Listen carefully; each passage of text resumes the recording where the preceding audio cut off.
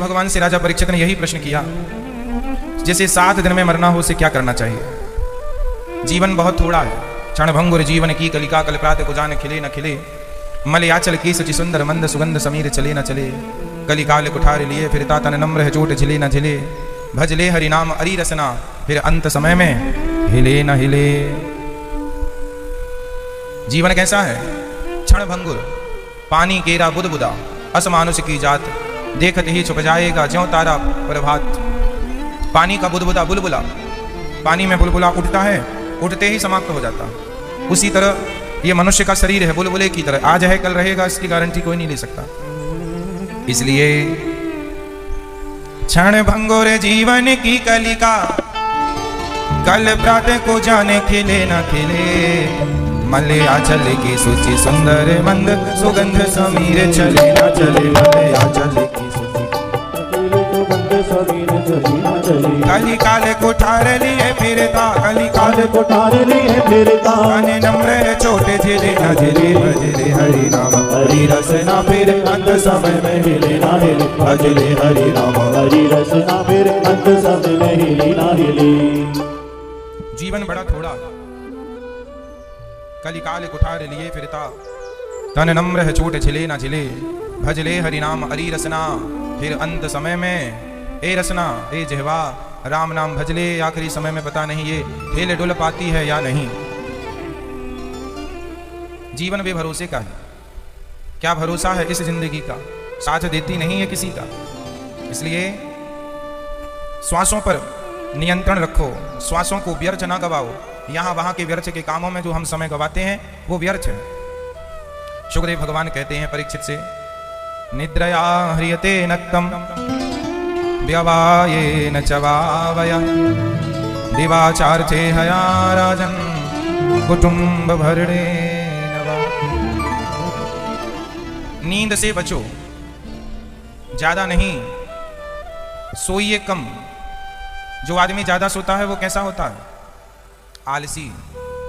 और जीवन में जो आलसी होगा वो जीवन में कभी तरक्की नहीं कर पाएगा, आगे नहीं बढ़ पाएगा।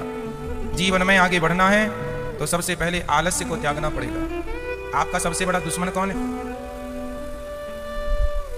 सवेरे जागना है मतलब जागना। नींद आती है, थोड़ा और सो लेते हैं, थोड़ा थोड़ा एक घंटा खराब हो जाता थोड़े के चक्कर में। इसलिए जागो।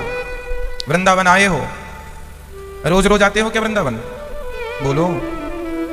जितने दिन वृंदावन में हो उतने दिन रोज वृंदावन की परिक्रमा लगाओ। रोज तो नहीं आते ना। जितने दिन वृंदावन में है उतने दिन रोज परिक्रमा लगाओ। जितने दिन वृंदावन में है रोज बिहारी जी का दर्शन करो, रोज राधा रमण जी का दर्शन करो, रोज कथा सुनो। अब कई लोग वृंदावन आके भी 8 बजे 10 बजे सो के उठते हैं। ये सब चीजें तो आपके घर में हैं। वृंदावन आके भी दिन भर खाते हो, दिन भर सोते हो, वृंदावन आके भी दिन भर पंचायत करते हो।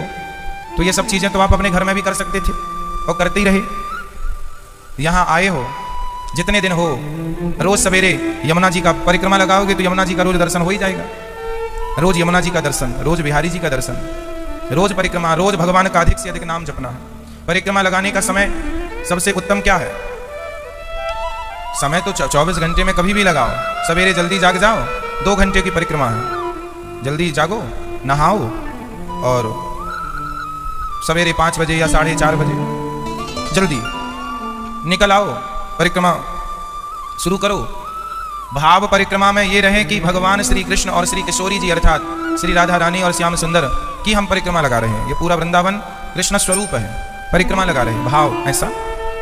और परिक्रमा लगाते समय बिल्कुल आप शांति से परिक्रमा लगाएं और बस नाम चलता रहे पूरे समय, श्रीमन्नारायण श्रीमन्नारायण, श्री कृष्ण। जो आपके गुरुजी ने आपको मंत्र दिया है, श्री कृष्ण या श्रीमन्नारायण श्रीमन्नारायण श्रीमन्नारायण, सीताराम सीता, जो भी आपके अपना आराध्य हैं जिनसे आप प्यार करते हैं उनका नाम चलता रहे और परिक्रमा लगाते रहे आप नाम। अब कई लोग परिक्रमा लगाएंगे ना तो 2-3 लोग संग हो जाएंगे, तो तुम 3 लोग ना 2 घंटे खूब पंचायत करते हो। चल रही है परिक्रमा, चल रही है परिक्रमा, वृंदावन में आए हो, परिक्रमा लगा रहे हो और बातें चल रही हैं पड़ोसन की, तो पूरा पुण्य पड़ोसन के नाम ट्रांसफर हो जाएगा। आप पड़ोसन का स्मरण कर रहे हैं, किसी व्यक्ति की चर्चा करने लग गए, वो ऐसा है वैसा है, तो वो सारा पुण्य तुम्हारा उसके नाम ट्रांसफर हो जाएगा, क्योंकि आप परिक्रमा लगाते समय, वो भी तो बड़ा पुण्यात्मा निकला कि आप परिक्रमा लगाते समय उसको याद कर रहे हैं, स्मरण कर रहे हैं, तो पुण्य तो उसको मिलेगा। नुकसान आपका है, फफोले आपके पड़ेंगे और मौज करेगा पड़ोसी। जैसे भीम भैया ने वरदान मांगा भगवान से कि खाऊं मैं और शौच करने जाए शकुनी, तो भीम भैया खाते ज्यादा थे पर वो शौच करने शकुनी उनके बदले जाता था। तो पुण्य करें आप, छाले पड़े आपके और पड़ोसी मौज करें। इसलिए सावधान। परिक्रमा लगाते समय क्या करना चाहिए आपको? अपने मन को केंद्रित करना चाहिए। परिक्रमा लगाओ, आप साथ में भी हैं, आप पति पत्नी साथ में हैं, आप भाई बहन साथ में हैं, आप पिता पुत्र साथ में हैं, आप माँ बेटे साथ में हैं, आप बहन बहन साथ में हैं, जैसे भी हैं आप संग चलें पर ध्यान भगवान का रहे, साथ में रहो आप, पर उन परिक्रमा के समय में कोई डिस्टरबेंस ना हो, किसी प्रकार की कोई बात ना हो, केवल भगवान का चिंतन करेंगे, श्रीमन नारायण करते हुए परिक्रमा लगाएंगे। रोज परिक्रमा लगाना चाहिए। धाम में आने का फायदा क्या है? धाम में आके भी सो जाओ, धाम में आके भी पंचायत करो, तो फायदा क्या? क्यों मैया? हमने आपको कई बार बताया है, ये दास अनिरुद्ध रोज जब हम अयोध्या में पढ़ने के लिए गए तो जितने दिन हमारा शरीर रहा अयोध्या, उतने दिन हम रोज यमुना सरयू मैया का स्नान और हनुमानगढ़ी और कनक भवन, रोज राम जी का, हनुमानगढ़ी हनुमान जी का, और रोज सरयू मैया का हमने रोज दरस परस किया। रोज जितने दिन थे, एक भी दिन नागा नहीं हुआ।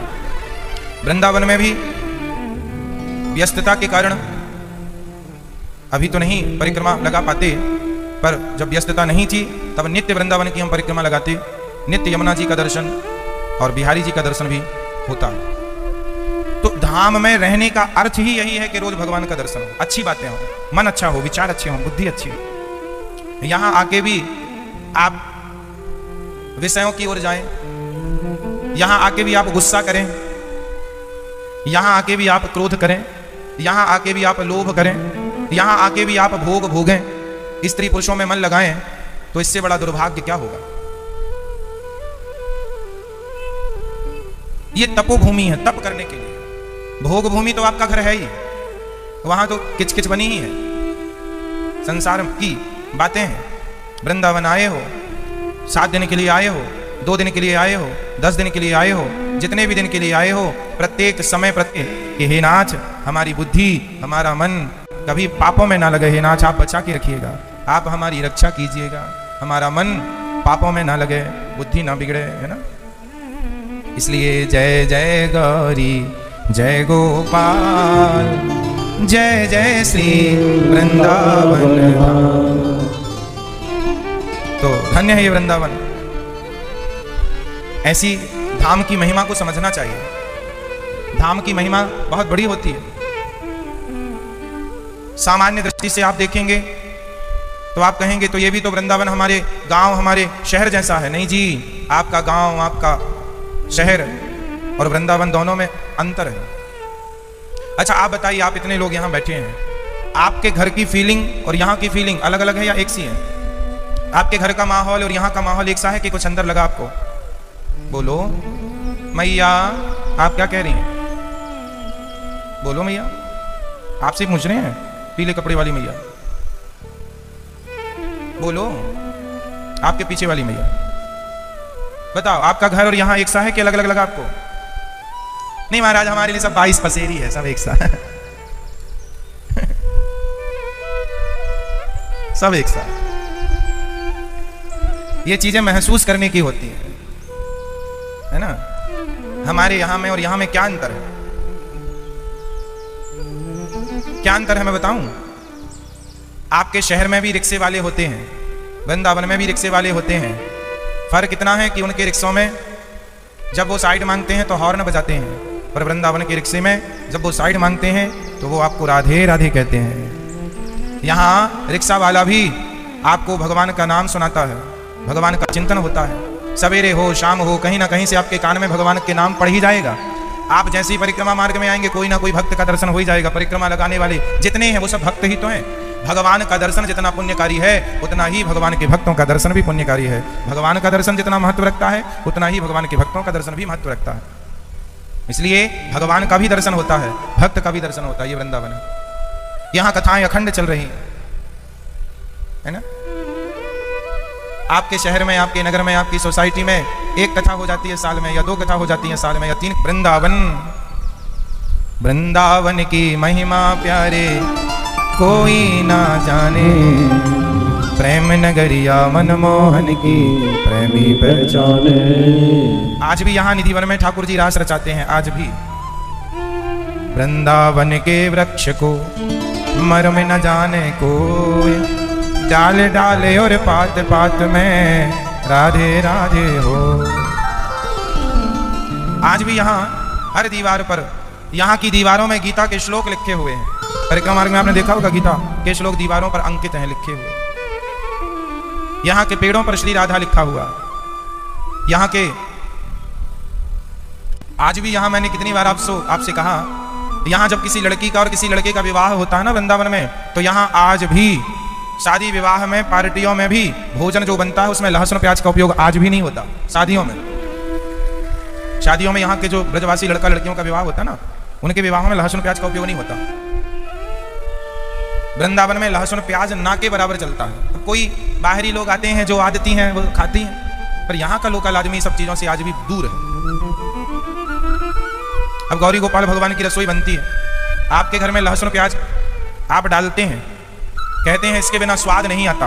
आप अपने घर का भोजन खाइए और गौरी गोपाल भगवान का रसोई प्रसाद पाइए, ये बिना लहसुन प्याज का ही आपके लहसुन प्याज वाले से ज्यादा स्वादिष्ट होगा। आप देख सकते हैं, बेहतर होगा। बोलो हाँ या ना। तो ये जो थिंकिंग, ये जो मानसिकता बना ली है कि लहसुन प्याज से ही स्वाद आता है।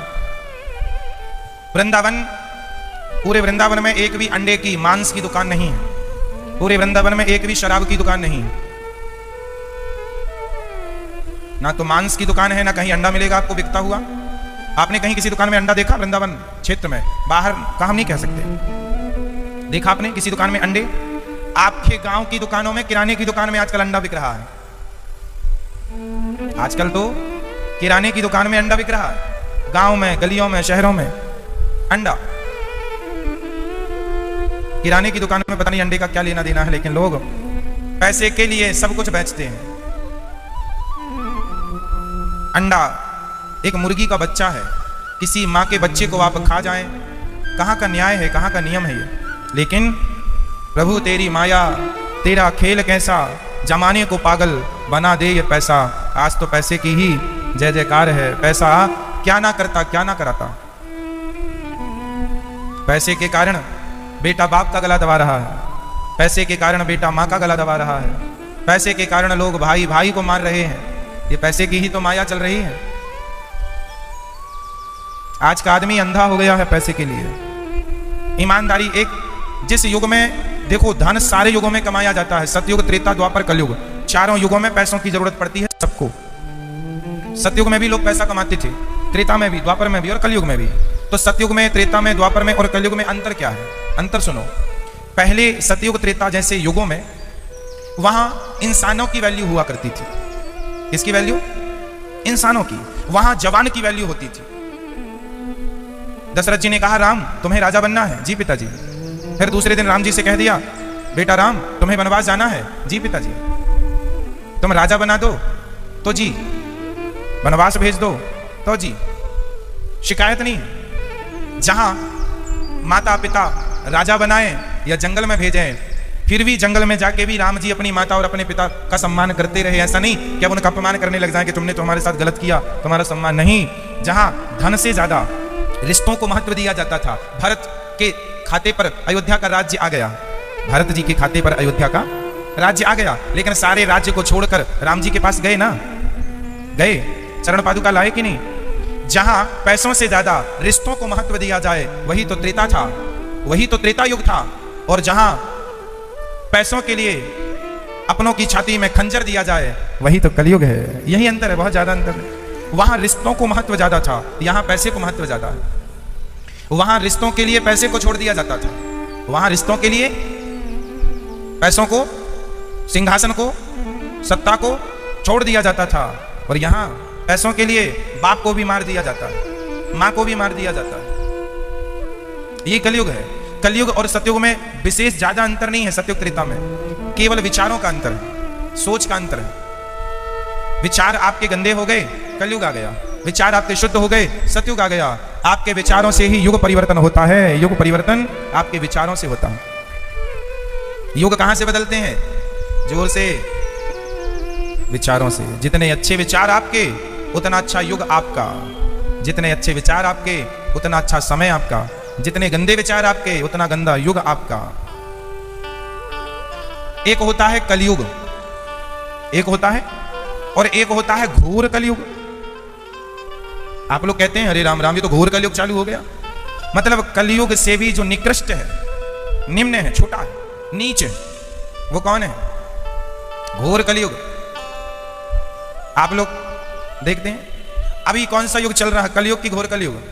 आपके हिसाब से क्या चल रहा है? जोर से और जोर से बोलो मेरी मां, बोलो। कलयुग खत्म हो गया, अब घोर कलयुग चल रहा है। क्यों चल रहा है? घोर कलयुग में आदमी निर्दयी हो जाएगा। क्या हो जाएगा? जब तक किराने की दुकान में अंडा नहीं बिकता था तब तक कलयुग चल रहा था। अब किराने की दुकानों में अंडे बिकने लग गए हैं, घोर कलयुग चालू हो गया। आदमी निर्दयी हो गया, किसी के बच्चे को खाने में जरा भी हिचकिचाता नहीं है। हमारे जमाने में जब हम छोटे छोटे थे, किराने की दुकान में थोड़ी अंडा बिकता था। क्यों जी? आपके जमाने में बिकता था किराने की दुकान में? आजकल बिकने लगा कि नहीं? तो कलयुग खत्म हो गया। कौन सा युग चालू हो गया? घोर कलयुग।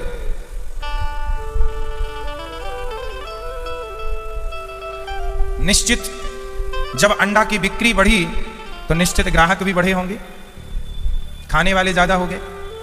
यही बदलाव है, यही युग परिवर्तन है, यही बदलाव है। इसलिए आप अपने आप को बचाते चलो बस। कौन बचेगा? जो भगवान की शरण में रहेगा वो सब बचते रहेंगे, और जो भगवान से दूर रहेंगे सब फंसते रहेंगे। एक मछुआरा नदी में जाल डालता है। एक मछली बड़ी चतुर थी, 10 बार जाल डाला मछुआरे ने, पर मछली फंसी ही नहीं। क्यों नहीं फंसी? जो मछली मछुआरे से दूर थी सारी फंस गई। एक मछली चतुर थी, वो मछुआरे के चरणों के पास जाके बैठ गई चुपचाप। कहां बैठ गई? जोर से, मछुआरे के पैरों में, चरणों में। क्योंकि जाल तो दूर ही डालेगा, जाल तो ऐसे। जो मछली मछुआरे से दूर थी वो तो फंसती चली गई, और जो चरणों में थी वो हर बार बचती रही। उसी प्रकार जो भगवान के चरणों से दूर रहेंगे वही कलयुग की चपेट में आते रहेंगे, और जो भगवान के चरणों का आश्रय ले लेंगे वो भगवान की कृपा से सदा कलयुग के दुष्प्रभावों से बचते रहेंगे। भगवान सदा उनकी रक्षा करते रहेंगे। इसलिए श्रीमन्नारायण चरणौ शरणं प्रपद्ये, श्रीमते नारायणाय नमः। इस मंत्र का अर्थ है, हे श्रीमन्नारायण, हम आपके चरणों की शरण ग्रहण करते हैं। हम आपके चरणों की हो। तुम ही जब माँ की ममता मर जाएगी तो घोर कलयुग नहीं आ जाएगा मेरी माँ। जब स्त्री निर्दयी, पुरुष निर्दयी हो गया, समझ में आता है कि पुरुष है, पर स्त्रियां निर्दयी हो जाएं, समझ लेना कि अब पतन है। स्त्रियां क्या हो जाती हैं? कुछ मारती हैं, बकरों को मार डालती हैं, मुर्गी को, मछली को। स्त्री वो तड़प रही है पर जरा भी नजर नहीं आई उसकी तड़प। निर्दयी हो गई स्त्री भी। पूत कपूत सुने हैं पर ना माता सुनी कुमाता। पूत कपूत सुने हैं पर ना माता सुनी कुमाता। कुपुत्रो जायते क्वचिदपि कुमाता न भवति। पूत कपूत हो सकता है, माता कुमाता नहीं हो सकती, लेकिन आज की माता तो कुमाता हो रही है। इसलिए ये माताएं मुर्गा खाती हैं, माताएं मछली खाती हैं। तुम ही तो घोर कलयुग ला रही हो खा खा के। एक मैया बोली, महाराज हमें अच्छा लगता है।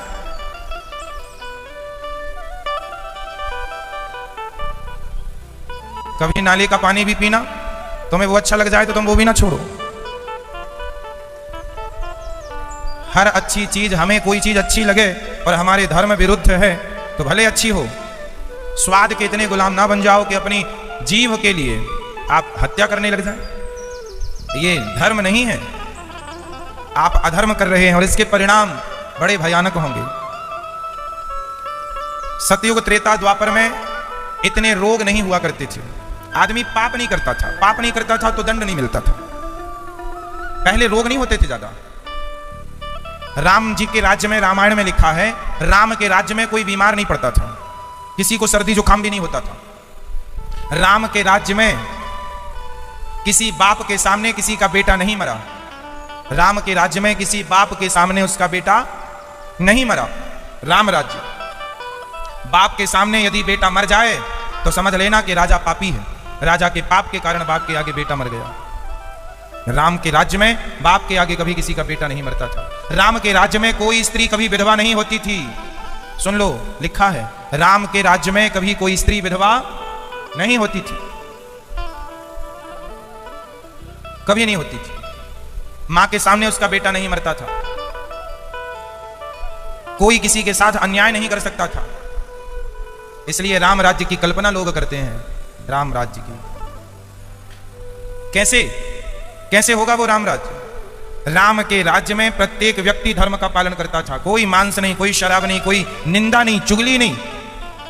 सोचो कि हमारे भारत में कोई मांस ना खाए, सोचो कि हमारे भारत में कोई झूठ ना बोले, सोचो कि हमारे भारत में कोई निंदा ना करे, चुगली ना करे, इंसान इंसान से नफरत ना करे, तो सोचो फिर हमारा देश कैसा होगा। जब एक दूसरे से प्रेम हो, सद्भावना हो, अच्छी बातें हो, रात के 2 बजे रात को भी कोई लड़की आए जाए, उसे कोई गंदी निगाहों से ना देखे, तब सोचो मेरा देश कैसा होगा। राम के राज्य में सब सुखी थे, हर स्त्री को बच्चा होता था, कोई बिना बच्चे की नहीं थी, सब सुखी थे, सब सूर्य भगवान को जल सब चढ़ाते थे, संध्या गायत्री का जप सब करते थे, सभी लोग सब मतलब जो करने योग्य हैं वो, बाकी सभी लोग पूजा करते, ध्यान करते, चिंतन करते, सब भगवान की भक्ति, सत्संग सब करते थे। राम स्वयं सत्संग करते थे, राम स्वयं सत्संग करते थे। ऐसा राज्य था राम जी। अच्छा, मैं एक बात बताऊं, अब हमारा पूरा देश सत्य के रास्ते पर चले ना चले, सही काम करे ना करे, हम देश का ठेका नहीं ले सकते, अपना तो ले सकते हो। आज से कोशिश ये करो कि आप कभी किसी की निंदा नहीं करेंगे, आज से कोशिश करो आप किसी की चुगली नहीं करेंगे, आप झूठ नहीं बोलेंगे, आप सदा भगवान का चिंतन करेंगे, आप किसी जीव की हत्या नहीं करेंगे। आप एक आदमी से कहा जाए कि पूरे गांव में झाड़ू लगा दो, संभव नहीं है, पर हर आदमी अपने अपने घर को और अपने अपने घर के रास्ते को साफ कर ले तो पूरे गांव में झाड़ू लग जाएगी। प्रत्येक व्यक्ति अपना अपना सुधार कर ले, सब सुधर जाएंगे। हाँ या ना? तो आप अपने आप को बदल लीजिए, दुनिया बदल जाएगी। भगवान राम स्वयं रोज सूर्य भगवान को जल चढ़ाते थे, भगवान राम स्वयं भगवान की पूजा रोज करते, भगवान थे स्वयं, तो क्या जरूरत थी? जो बड़े करते हैं वही देखकर लोग करते हैं। इसलिए घर का बुजुर्ग, जब बड़े लोग सही काम करेंगे तो छोटे भी सही काम करेंगे। दादाजी सत्संग करेंगे तो पोता भी सत्संग करेगा, दादाजी जुआ खेलेंगे तो पोता क्या करेगा? आजकल के तो दादाजी भी जुआ हुआ खेलते हैं मंदिरों में जाके, बुढ़ापे में, बूढ़ा शरीर है, जुआ खेलते रहते हैं, दिन भर जुआ, दिन भर जुआ। क्यों? आप खेलते हैं जुआ? ताश खेलते हैं? ताश कितने सटोरिया लोग सट्टा लगाते रहते हैं। एक जगह हम कथा में गए, एक सज्जन आए, बोले महाराज जी नंबर बताओ। हमें लगा नंबर, मोबाइल नंबर पूछ रहा है, तो हमने मोबाइल नंबर बताया। अरे ये नंबर नहीं। हमने कहा कौन सा नंबर? बोले कल क्या बनेगा। हमने कहा हम कोई अंतर्यामी है क्या? हम अंतर्यामी नहीं है, कल क्या बनेगा भगवान जाने। बोले नहीं, कोई नंबर बता दो आप, हम लगा देंगे उसको। एक दिन हमने कथा में कह दिया कि कल भगवान को 56 भोग लगेगा, पूरे गांव की महिलाओं तक ने 56 नंबर लगा दिया, सबने 56 नंबर लगा दिया कि महाराज जी ने कहा 56। हमने कहा था ठाकुर जी को कल 56 भोग लगेगा, 56 लगा दिया, और संयोग देखिए 56 ही आया। सबकी बल्ले बल्ले हो गई। हमने उन लोगों से कहा कि जुआ और सट्टा का पैसा कभी टिकता नहीं है, जुआ और सट्टे का पैसा कभी टिकता नहीं है। इसलिए जुआ का धन पा तो लिया था, दुर्योधन ने जुआ खेल के सारा राज्य हड़प लिया कि नहीं पांडवों का, लेकिन टिक पाया? बेईमानी का धन कभी नहीं टिकता मेरी मां। चाणक्य कहते हैं बेईमानी का धन ज्यादा से ज्यादा 10 साल तक टिकेगा, 11वें साल दमड़ी उधेड़ के ले जाएगा। बेईमानी का धन कितने दिन तक टिकता है? अधिक से अधिक 10 साल। बेईमानी का धन कितने साल तक टिकेगा? अधिक से अधिक 10 साल। 11वें साल आपकी चमड़ी, आपकी दमड़ी निकल जाएगी। निकल तो और जल्दी जाता है, पर किसी को टिक भी गया तो अधिक से अधिक 10 साल। बेईमानी का धन वैसे जल्दी चला जाता है, पर किसी को टिका भी अधिक से अधिक 10 साल। फिर वो देखते देखते सड़क पे आ जाएगा। बेईमान होगा तो सब बर्बाद हो जाएगा। आप सब इसके गवाह बन सकते हैं। बेईमानी करने वाला सोचता है हम बड़े होशियार हैं, खूब बेईमानी कर लो, खूब धन जोड़ लो, लेकिन वो धन टिकाऊ नहीं है। वो धन तुम्हारे आने वाली पीढ़ी को सुख नहीं दे सकता, शांति नहीं दे सकता। वो जहर घोलता है, वो धन बहुत ऊधम मचाता है। इसलिए ईमानदारी का धन पीढ़ियों तक चलता है। ईमानदारी का धन, जोर से, ईमानदारी का धन पीढ़ियों तक चलता है।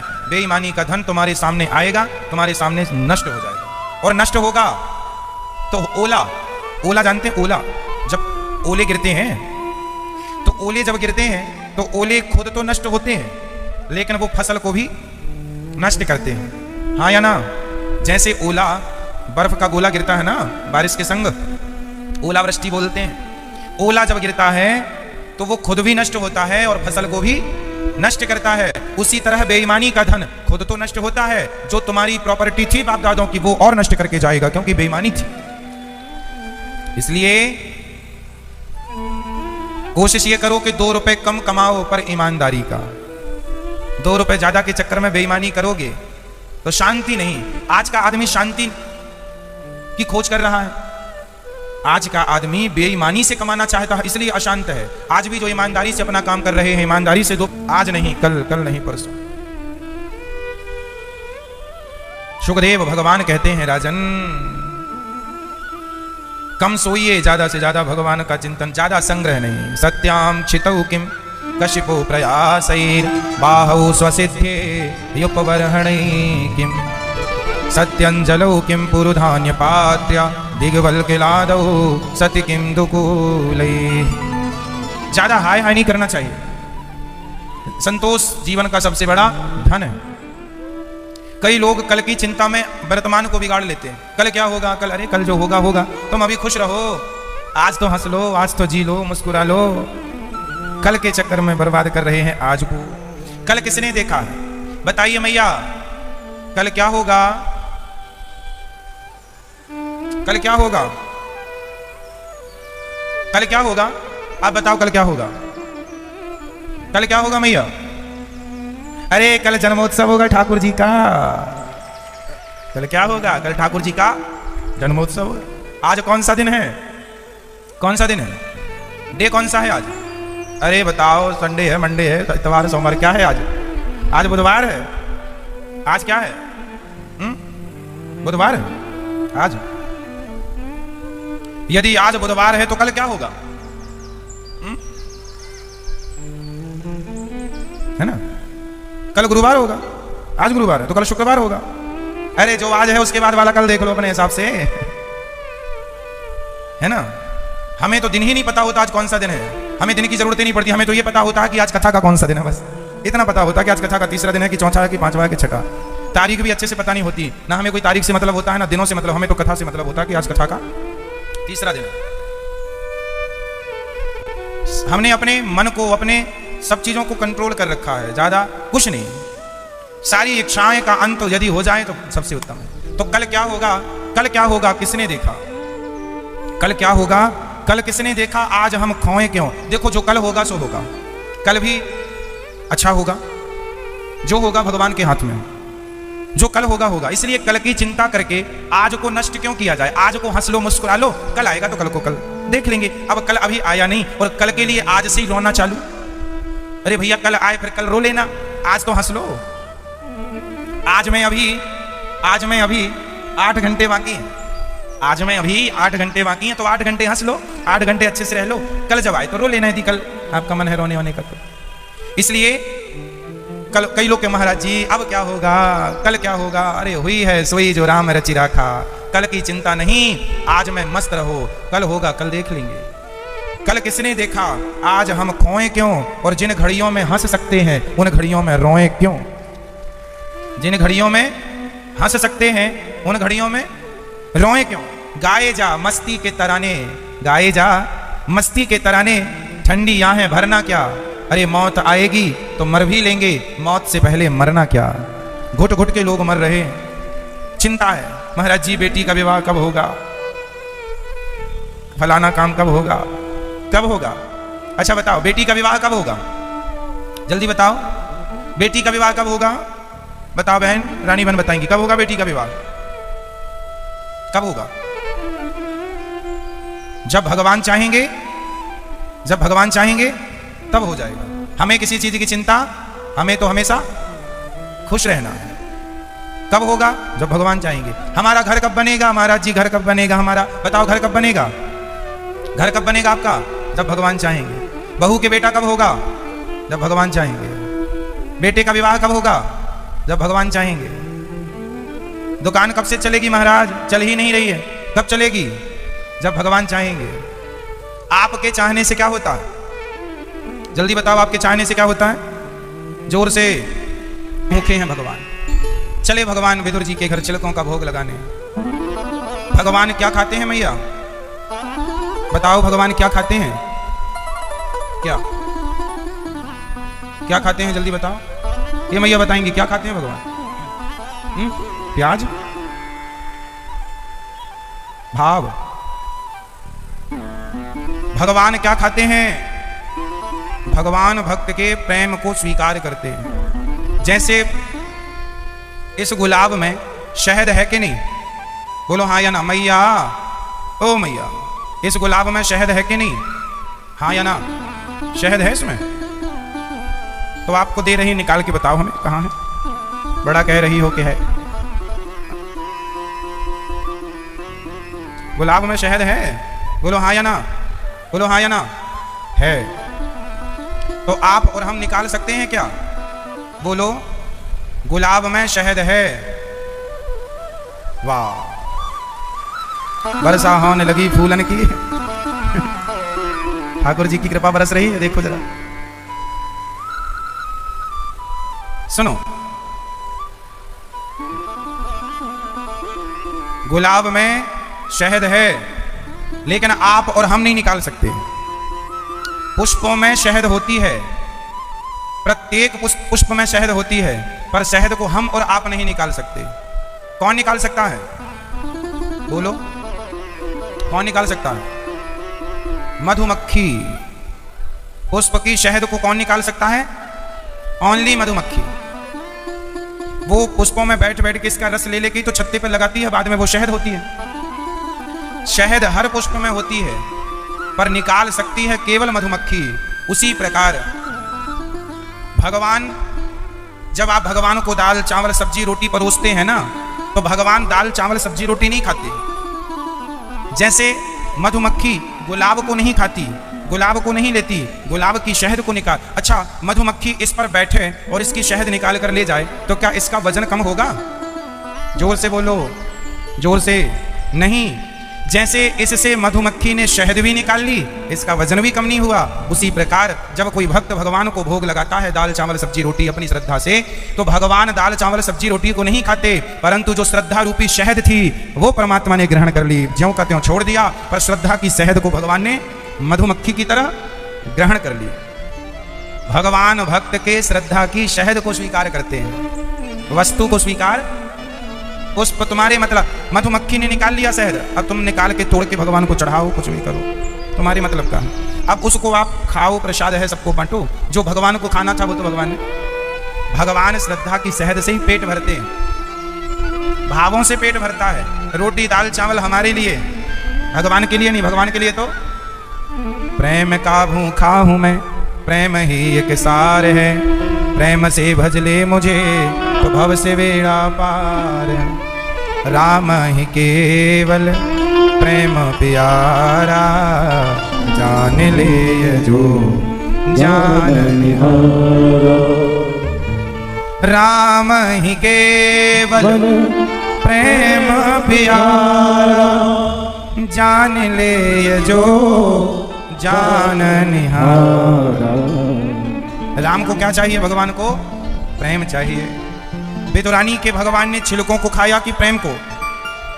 भगवान छिलके नहीं, छिलकों में जो विदुरानी माँ का प्रेम था उस प्रेम को ग्रहण किया। विदुरानी के छिलके शबरी माता के बेरों को नहीं, बेरों में जो प्रेम था उसे भगवान ने स्वीकार कर लिया। सुदामा के चावल नहीं, उन चावलों में जो सुदामा का प्रेम निहित था उसे भगवान ने एक्सेप्ट कर लिया, स्वीकार कर लिया। तो भगवान को आप क्या खिलाएंगे आज से? प्रेम, केवल प्रेम। अच्छा एक बात बताएं, जो गाय होती है ना, गाय का बछड़ा आपने खोला तो गाय का बछड़ा जब पीता है ना गाय को, तो गाय क्या करती है?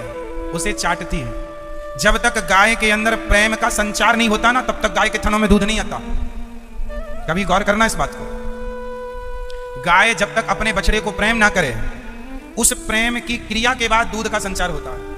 जैसे ही बछड़ा आएगा उसे चाटेगी, प्यार करेगी, फिर दूध छोड़ देगी। गाय भी बड़ी होशियार होती है, यदि बछड़ा नहीं है तो दूध चढ़ा लेती है। प्रेम नहीं मिला ना बछड़े का, और गाय देख ली कि ये पूरा निचो लेता, पूरा लगा लेता, तो भी चढ़ा लेती, बाद में पिएगा तब उतार दूंगी तो पी लेगा। गाय अपने बच्चे से प्यार करती है और प्रेम में ही उसके आंचल में दूध भरता है। जब तक गाय का बच्चा ना प्यार मां करे तब तक नहीं। बस प्यार है तो जैसे बच्चे के लिए मां गाय पूरा दूध उड़ेल देती है, उसी प्रकार भक्त प्यार करे तो भगवान अपना सब कुछ भक्त के लिए उड़ेल देते हैं। प्यार करो तो सही। राम ही केवल प्रेम प्यारा। केवल, केवल मतलब केवल प्रेम और कुछ नहीं। भगवान श्री लीला करते हैं विदुर जी के छिलकों का भोग लगाकर। इसके बाद द्वारिका गए, भगवान लीला पूरी करके गए। विदुर जी ने मैत्रेय जी से कहा भगवान सृष्टि कैसे करते हैं? भगवान नारायण की नाभि से कमल, कमल में ब्रह्मा जी से संत प्रकट हुए, सनकादि इत्यादि। फिर 12 भगवान प्रकट हुए जिन्होंने पृथ्वी की स्थापना की। बोलिए 12 भगवान की। सृष्टि में सबसे पहले 12 भगवान, सनकादियों के बाद 12 भगवान। 12 भगवान ने सुंदर पृथ्वी की स्थापना, हिरण्याक्ष को मारा और पृथ्वी की स्थापना की। उस पृथ्वी पर ब्रह्मा जी के शरीर से 2 लोग प्रकट हुए, मनु और शत्रुपा। शरीर के दाहिने अंग से मनु, बाम अंग से शत्रुपा। मनु शत्रुपा की 5 संतानें हुई, 3 बेटियां 2 बेटे। आकुति, देवहूति, प्रसूति नाम की 3 बेटियां, प्रियव्रत, उत्तानपाद नाम के 2 बेटे। आकुति का विवाह रुचि प्रजापति से हुआ, देवहूति का विवाह कर्दम जी से, और प्रसूति का विवाह दक्ष प्रजापति से। आकुति, देवहूति, प्रसूति। आकुति के यहाँ, आकुति का विवाह किनसे हुआ? रुचि प्रजापति से, जिनके यहाँ यज्ञ भगवान हुए। देवहूति का विवाह कर्दम जी से। कर्दम जी की 9 बेटियां हुई, अनुसुईया है ना, अनुसुईया इत्यादि, अनुसुईया, अरुंधति, हविर्भू इत्यादि 9 बेटियां। ब्रह्मा जी के 9 पुत्रों से 9 बेटियों का विवाह हुआ। और इन्हीं 9 संतों की लगभग हम संतान हैं, इसलिए हमारा गोत्र इन्हीं के नाम का। और भी संत हैं, किसी का गोत्र कश्यप है, किसी का गोत्र भरद्वाज है, किसी का गोत्र गर्ग है, किसी का गोत्र शांडिल्य है, किसी का गोत्र मरीचि है, किसी का अंगिरा है, अंगिरा गोत्रीय, किसी का अत्रि है तो किसी का पुलस्त, किसी का पुलह, किसी का क्रतु, किसी का इत्यादि। हमारे देश में सबका, आप सबका गोत्र होता है। इसलिए मैं आपसे पहले बोल चुका हूं, फिर बोलता हूं, आप जितने बुजुर्ग लोग हैं, आप लोग अपने मरने के पहले अपने बच्चों को ये जानकारी जरूर देकर जाना कि बेटा तुम्हारा गोत्र ये है, हमारा गोत्र ये है, हमारे कुल देवता ये हैं, कुल देवी ये है। आज कई लोगों को अपना गोत्र ही नहीं पता। कई लोगों को अपना गोत्र, क्योंकि उनके अपने बाप दादे जिम्मेदार थे, नहीं बताया ही नहीं। प्रॉपर्टी तो देख के गए पर संस्कार गोत्र ही नहीं देख के गए। अब मोबाइल आपके पास है, मोबाइल तो है पर उस सिम ही नहीं है, नंबर ही नहीं है, रखे रहो डिब्बा। ऐसे ही बिना गोत्र के आदमी डिब्बा है, बिना गोत्र के आदमी डिब्बा है। इसलिए गोत्र होना चाहिए। आप अपने पूर्वजों से पूछो और एक डायरी पे लिखो हमारा गोत्र ये है। क्या गोत्र है भैया आपका? कश्यप। आपका क्या गोत्र है? कश्यप। आपका क्या गोत्र है बोलो? खत्री? खत्री? चलो जो है याद है ना आपको? चलो याद है तो अच्छी बात है। अपना गोत्र बच्चों को, आपका क्या गोत्र है? भार्गव। भार्गव। अब ये सब चीजें अपने बच्चों को बताओ, ताकि उनको लड़की का गोत्र उसके पति का गोत्र ही माना जाएगा। जब तक शादी नहीं हुई तब तक माँ बाप का गोत्र चलता है, फिर गोत्र बदल जाता है। ठीक है?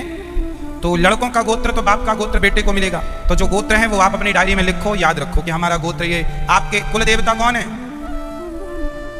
कुलदेव, किसी की कुल देवी होती है, किसी के कुल देवता होते हैं। किसी की देवी होती है, किसी के देवता। जरूरी नहीं है कि देवता हो या देवी हो, देवता एक ही होता है, या देवी होंगी या देवता होंगे। ठीक है? अपने कुल देवी देवता को अर्पण करके परिवार के लोग बैठ के खाते हैं। क्यों? सही है, ऐसे होता है। ये सब परंपराएं बनी रहे, ये चली गई तो फिर आपके पास कुछ नहीं बचा। हमारी कुलदेवी, हमारे कुल देवता। जब भी जीवन में कोई संकट आए, अपने कुलदेवी अपने कुल देवता से जरूर कहना चाहिए, भगवान करे कोई संकट ना आए। कुल देवता की, कुल देवी जी की कृपा बड़ी होती है। हम उनके कुल के हैं ना, वो हमारे कुल की देवी हैं, कुल के देवता हैं, तो वो हमारे रक्षक हैं। ठीक है? तो आपका नाम, आपका गोत्र, आपके कुल देवी, कुल देवता, इन चीजों को स्मरण रखना चाहिए। बातें तो फिर बहुत सारी हैं, हम लोगों में तो सिखा क्या है, वेद कौन सा है, ये सब हम लोगों को याद रखना होता।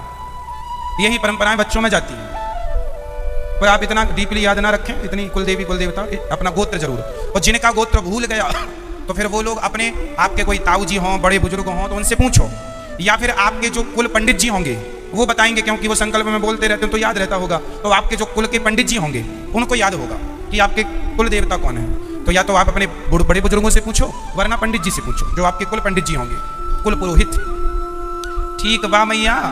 चलो अब आगे चलते। तो करदम जी महाराज की हुई 9 बेटियां, जिनका विवाह संपन्न हुआ 9 बेटे। करदम जी ब्रह्मा जी के 9 पुत्रों से। अब करदम जी के हो गए बेटे, कपिल भगवान। बेटे का जन्म होते ही करदम जी जानने लगे, हाथ जोड़ के जा रहे हैं, आज्ञा दो पत्नी से, पुत्र से। बेटी और बेटा बड़े हो जाएं, समझदार हो जाएं, तो आप लोग भी धीरे धीरे अपने आप को मोड़ लो संसार से, भगवान की तरफ। भगवान की तरफ कब मुड़ोगे? संसार में घुसते चले जाओगे, वापस भी तो आओ, गए थे, आओ।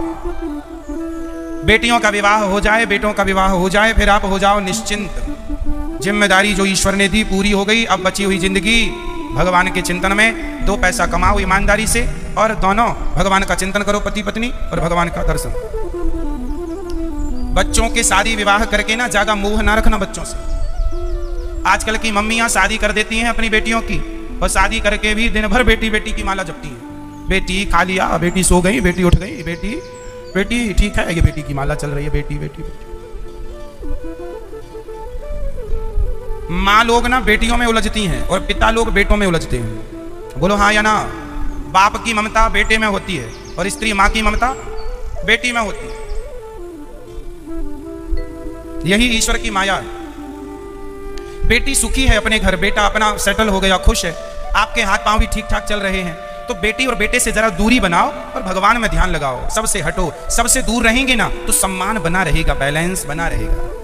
तीर्थों की और अपना मुंह कर लो, कथाओं की तरफ अपना मुंह कर लो, भगवान की तरफ मुंह कर लो, संसार की तरफ पीठ कर लो। लेकिन आप बुढ़ापे में भी आपका मुंह संसार की तरफ है और पीठ भगवान की तरफ, इससे अधोगति होगी आपकी।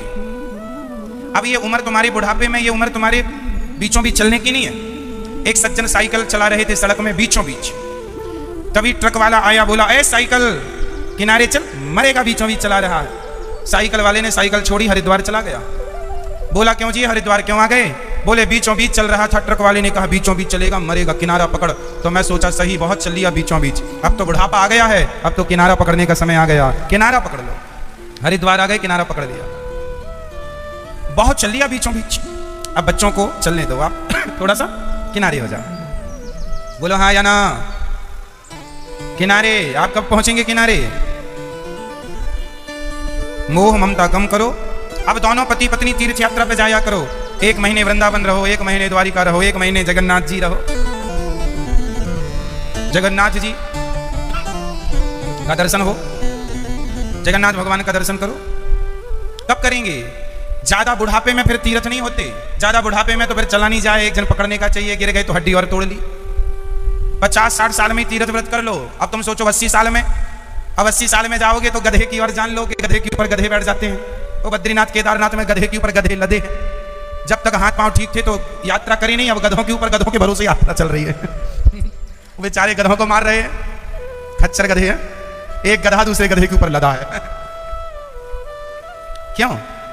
जब हाथ पांव ठीक थे तब गया नहीं, तब पत्नी पत्नी पत्नी करता रहा, बेटा बेटा बेटा करता रहा।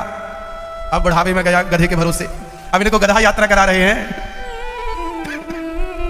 ऐसी यात्रा नहीं होती, ये सब पाप कर रहे हो आप लोग यदि आप गधों के भरोसे यात्रा कर रहे हो तो। क्यों जी? या फिर यात्रा करो ही मत, या समय से कर लो जब जवानी है, जब पांव सलामत हैं, बढ़िया दौड़ के। बुढ़ापे में अब देखो ना, वो केदारनाथ जाते हैं लोग, गधों पे चढ़ के जाते हैं। अरे गधा भी जीव है, अपने पांव से जाओ, भगवान का नाम लेते चलो।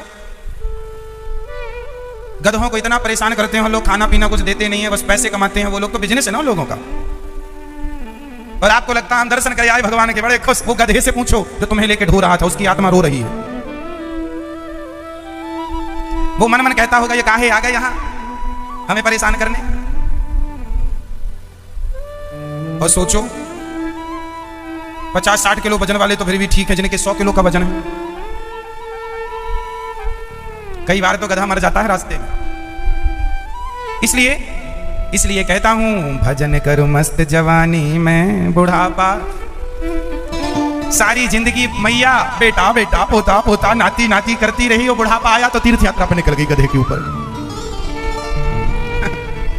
सारी जिंदगी मुंह नहीं दिखाया भगवान को, अब जा रही है। अब क्या करेंगे तुम बुढ़ापे का? और गन्ने का छिलका तुम चूस तो लिए, तुमने सारा रस तो तुमने पी लिया गन्ने का, और छिलका भगवान का चूसेंगे? बुढ़ापा में तुम्हारे पास बचा ही क्या है? बुढ़ापा मतलब छिलका। अब बुढ़ापे में बचा क्या है?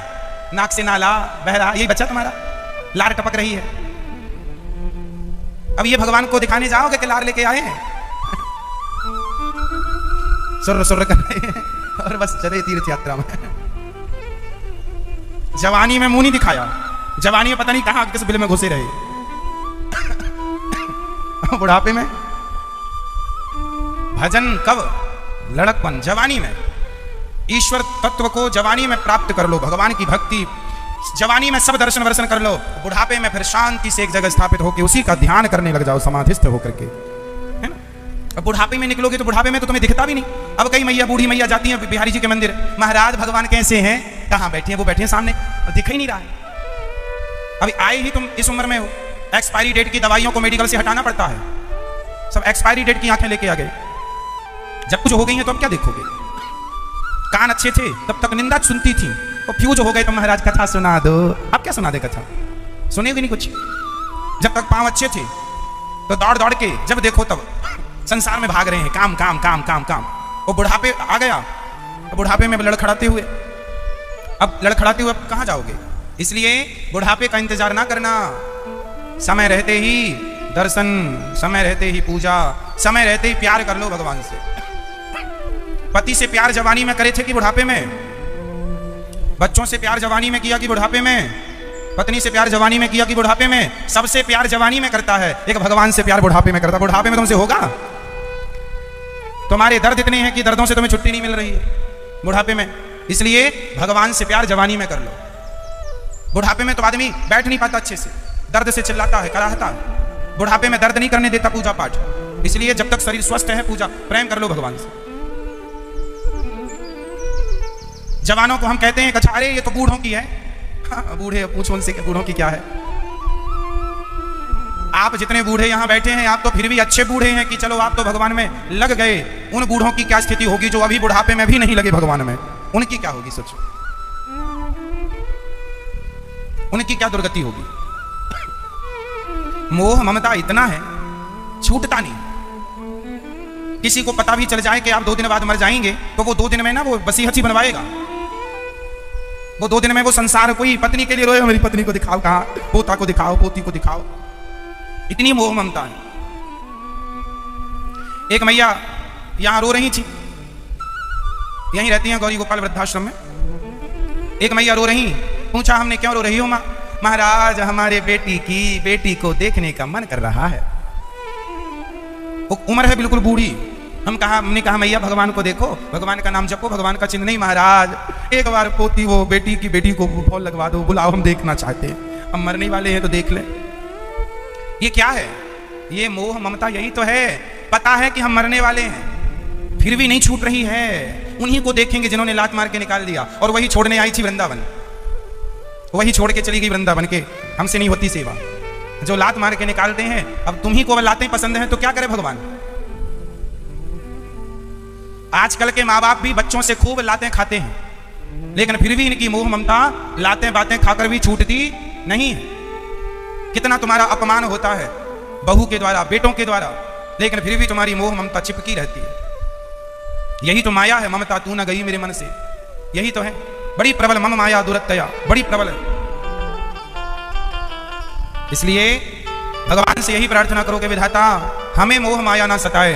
हे नाथ, मैं आपको कभी, बोलो हे नाथ, मैं आपको कभी भूलूं नहीं। भगवान का चिंतन सदा करना, और बुढ़ापे का इंतजार ना करना कि बुढ़ापा आएगा तो भक्ति करेंगे। भक्ति बुढ़ापे में नहीं।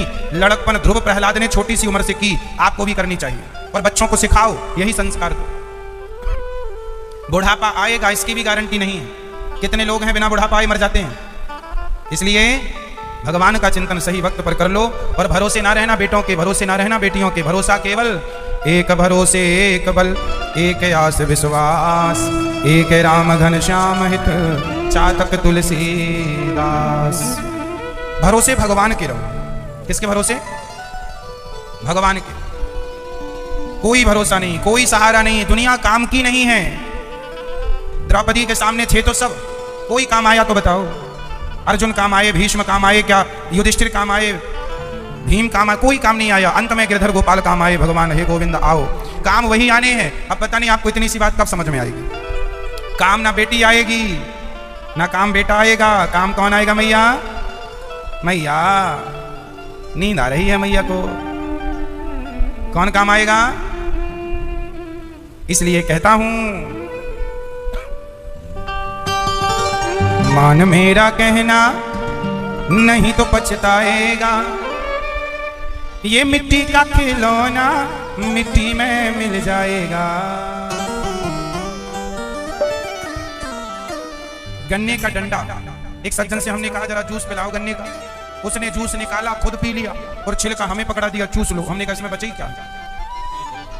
जवानी है गन्ने का डंडा, रस से भरी है जवानी, और बुढ़ापा है छिलका। बुढ़ापा मतलब तो भगवान को रस चढ़ाओगे कि छिलका? जोर से। इसलिए जवानी समर्पित करो भगवान को। बुढ़ापे में तो कोई ऑप्शन भी नहीं बचा। हाँ, मान मेरा कहना नहीं तो पछताएगा। हस्ती बसाई, गुस्सा भी किया। देखो बच्चे नहीं मानते ना तो माँ बाप को गुस्सा करना पड़ता है। ठीक है, गुस्सा किया ना, क्रोध करना जानते हो, किया। शादी हुई, पत्नी आई तो आपने भोग भी भोगे। ठीक है, भोग भी भोग लिया, गुस्सा भी किया। पैसे भी चाहिए तो लोभ भी कर लिया ना सब चीजें। अब हो गई ना चीजें, अब क्या करो? अब समेटो। जितनी फैलान फैलाए हो उसे समेटो। गुस्सा करना शुरू किया था, अब कछुए की तरह सिकोड़ो। गुस्से को कंट्रोल, काम को कंट्रोल। बहुत भोग लिया, देख लिया सारा सुख, अब कंट्रोल। अब भोगी नहीं, योगी बनो। अब लोभी नहीं, भक्त बनो। लोभ को भी धीरे धीरे समेटो। है मैया, बुढ़ापा आ गया, अब सब समेटना शुरू करो। जल्दी से समेटो, अब समय हो रहा है ना चलने का। समेट जाएगा तो अच्छा रहेगा। ये फैलान फैली रह जाएगी तो फिर ये समेटने अगला जन्म फिर आना पड़ेगा। समेटो, जाओ, जो फैलान फैलाई है समेटो। इसलिए समेट लो, सब चीजें समेट लो। जैसे कछुआ अपनी सारी इंद्रियों को समेट लेता है, आपकी भी 5 चीजें समेटनी है। 5 चीजें क्या? पहली आंख, इसे समेटो। ये बहुत देखने की, यही तो तुम्हें कुल्लू मनाली ले जाती है। यही तो चंचल है, यही तो देखना चाहती है। इस पे कंट्रोल करो। बाहर चलो समेटो, अंदर देख, बाहर नहीं। बहुत देख लिया, अब अंदर जो मन मंदिर में बिहारी जी बैठे हैं, अब इनको देख, इनको आंख, इनको देख, अब बाहर को देखना छोड़। यही समेटना। दूसरा कान, कान बहुत सुन लिया दुनिया की प्रपंच पंचायत। अब कथा, अब ज्यादा नहीं, अच्छी चीजें सुनना, कथा सुनना। बहुत सुन लिया, मुन्नी बदनाम हुई, सुन लिया। बहुत सुन लिया शीला की जवानी। अब भगवान का नाम। क्यों मैया? अब क्या सुनेंगे? अच्छी बातें अंदर समेटो, सब समेटो इनको। कान समेटो अपने, पंचायत नहीं, प्रपंच नहीं, संसार की बातें नहीं, केवल कथा सुनेंगे बस। आंख समेटो, कान समेटो। तीसरा अपना मुंह समेटो। मुंह, ये जो तुम कुछ भी बोलते हो ना, थोड़ा कंट्रोल। बाहर बोल लिया, अब बुढ़ापा आ गया, कंट्रोल करो, समेटो। कछुआ अपना मुंह भी तो समेटता है। कछुआ अपना मुंह समेटता है कि नहीं अंदर की तरफ? तुम भी समेटो, कम बोला करो बुढ़ापे में। जो बूढ़ा आदमी जितना कम बोलेगा उतना सुखी रहेगा, और जो जितना ज्यादा बोलेगा उतना दुखी रहेगा। लेके के रख लेना, जितना बोलेंगे उतना मैया, जितना बोलेंगी उतना दुखी रहेंगी, और जितना कम बोलेंगी। आप ज्यादा बोलते हैं कम बोलते हैं? क्या बोलते हैं आप? कम ज्यादा? बहू है आपकी? मैया, सासू माँ बताओ, आप लोग कम बोलती हो कि ज्यादा? मैया आप कम बोलती हो कि ज्यादा? ज्यादा बोलती हो? अब कम बोलना, कम बोलोगी तो बादाम का हलवा खवाएगी बहू, और ज्यादा कचर कचर करती रहोगी तो नमक रोटी परोसी ले बुढ़िया खा ले। बहुत बोलती है, मुंह चलाती रहती है। कम बोलने से सम्मान होता है, ज्यादा बोलने से इज्जत चली जाती है। इसलिए क्या करेंगे गृहस्थ जीवन में? बुढ़ापा आ गया, सिकोड़ो सब चीजें, समेटो, फैलान जो फैलाई है। क्या बोलेंगे मैया? कम। तो कितने हो गए? एक फैलान समेटी, दूसरी फैलान समेटी, तीसरा ये चौथा है चमड़ी, त्वचा। ये जो त्वचा है ना आपकी, ये छूना चाहती है, इसे चमड़ी को ना छूने में अच्छा लगता है। इसलिए जिसे हम सामान्य भाषा में कहते हैं व्यक्ति बड़ा भोगी है, स्त्री लंपट है, स्त्री पुरुष के चक्कर में पड़ी है। जो स्त्री पुरुष, जो पुरुष स्त्री के चक्कर में, ये सब ये शरीर की चमड़ी के चक्कर में पड़े हैं। ये चमड़ी त्वक इंद्रिय, त्वचा, ये चमड़ी का स्पर्श चाहते हैं, इससे सुख इनको मिलता है, इस सुख में ये मस्त रहते हैं। वो ये नहीं जानते कि इस सुख से बहुत बड़ी क्षति हो रही है, बहुत बड़ा नुकसान हो रहा है। इसलिए अपनी चमड़ी की सुख को भी कंट्रोल करो। ये फैलान समेटो, बुढ़ापा आ गया, दांत वात गिर गए, बाल पक गए, अब तो योगी बन जाओ कि अब भी भोगी बनोगे? अब तो बुढ़ापा आ गया, क्या पा लिया इतना भोग भोग के तुमने? कौन सा धन्ना सेठ हो गए? कौन सा सुख पा लिया? और भोगोगे तो और क्या पालोगे? अभी 100 साल की उम्र और आपको मिल जाए तो उन 100 सालों में क्या पालोगे? केवल आप ठग रहे हैं, ये इंद्रियां हमें लूट रही हैं, ये इंद्रियां हमें लूट रही हैं, और हम रोज ठगे जा रहे हैं। कुत्ता हड्डी को मुंह में दबाता है, आपने कभी देखा कुत्ता हड्डी को मुंह में दबा के भागता है? उसे कहीं हड्डी मिल जाए तो मुंह में दबा के भागता है, और अकेले में बैठ के उसे काटता रहता है। वो चबाने से ना उसके मसूड़े छिल जाते हैं, तो मसूड़ों से खून निकलता है, हड्डी में लगता है, फिर वो हड्डी के खून को चाटता है, तो कुत्ते को क्या लगता है कि खून हड्डी से निकल रहा है। खून कहां से निकल रहा है? ऐसा कुत्ते को क्या लगता है? मैं ये बताओ, कुत्ते को क्या लगता है? कुत्ते को लगता है कि हड्डी से खून निकलता है, जबकि वो खून हड्डी से नहीं, खुद से निकल रहा था, खुद का था। खुद के खून को चाटता है और मानता है सुख, बड़ा सुख मिल रहा है। यही हालत है जो तुम भोग रहे हो, ये हड्डी की तरह। तुम्हें लग रहा बड़ा सुख मिल रहा, सुख नहीं, तुम्हारी शक्ति और समाप्त हो रही है, तुम्हारी अपनी शक्ति और पतित हो रही है, नष्ट हो रही है, तुम्हारा ब्रह्मचर्य बिगड़ रहा है, और तुम्हें लगता मजा आ रहा, सुख मिल रहा। ये लुट रहे हो, पता ही नहीं चला। बाहर के चोरों से तो फिर भी सावधान रहा जा सकता है, ये तो घर के चोर हैं, जन्मजात चोर हैं। इंद्रियां, हाँ या ना? बोलो हाँ या ना? मैया जा रही हो मेरी माँ, टाटा कर दो मेरी माँ, टाटा। वो लाठी वाली मैया नहीं कर रही है। कहां जा रही हो मैया? अच्छा, द्वारिका जा रही हो? जल्दी आना। चलो सुनो, 4 हो गई, 5वीं फैलाने है ये नाक। ये बड़ा, आपके घर में कितने प्रकार के परफ्यूम, इत्र, तेल फुले लगाते हो आप लोग? कई लोग सेंट डाले जाते हैं, बुढ़ापे में भी सेंट डल रहा है, पता नहीं क्या सूझ रहा है। एक बूढ़ी मैया लिपस्टिक लगा रही थी, 75 साल की रही होंगी। हमने कहा वाह मैया 70 साल की। ये छोरियां, आज की छोरियों को देख देख के बूढ़ी माता तक बिगड़ रही है, लिपस्टिक का शौक रखती हैं, अपने पॉकेट में भी रखती हैं, छोटा सा आईना और लिपस्टिक, कहीं मिला तो पोत लिया, ले।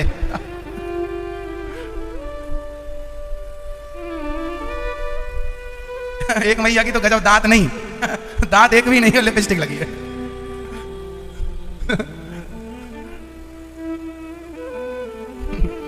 तो मन कहां जा रहा है? इसी मन को कंट्रोल करना है जो भाग रहा, उछल कर कूद कर रहा है। तो ये जो नाक है, इसे ज्यादा इत्र ना सुंघाओ। शरीर से सुगंध निकलती है या दुर्गंध? जल्दी बताओ, कौन बताएगा? शरीर से क्या निकलता है? दुर्गंध। अब दुर्गंध अंदर से ही निकल रही है, कितना भी तुम तेल फुले लित्र लगाओ, निकलनी तो दुर्गंध है। 2 घंटे 4 घंटे बाद जस का तस। इसलिए खुशबू चाहते हो तो शरीर से कभी नहीं आएगी। खुशबू चाहते हो तो अपने विचारों को इतना अच्छा बनाओ कि आपके विचारों की खुशबू से सारी दुनिया झूम जाए, गमगमा जाए। अच्छे विचारों की खुशबू हो, अच्छे संस्कारों की खुशबू हो। शरीर को कितना भी खुशबूदार बनाओ, निकलेगी दुर्गंध। इसलिए चक्कर में नहीं पड़ना चाहिए। हम कभी इत्र वित्र नहीं लगाते। कभी ठाकुर जी को कभी इत्र लगाया तो वो हाथ में लग गया, वो भले उसकी खुशबू आ जाए, वरना हम इत्र का शौक नहीं पालते, ना सेंट लगाते। हमारे पास ना सेंट लगाने का शौक है, ना इत्र का, कोई इत्र नहीं। हम केवल अच्छे विचार, हम मानते हैं, हम जानते हैं कितना लगाएंगे आएगी दुर्गंध। इसलिए अच्छे विचारों की खुशबू होनी चाहिए। क्यों? तो कितनी फैलान होगी, हमने कितनी फैलानों के बारे में बता दिया? 5।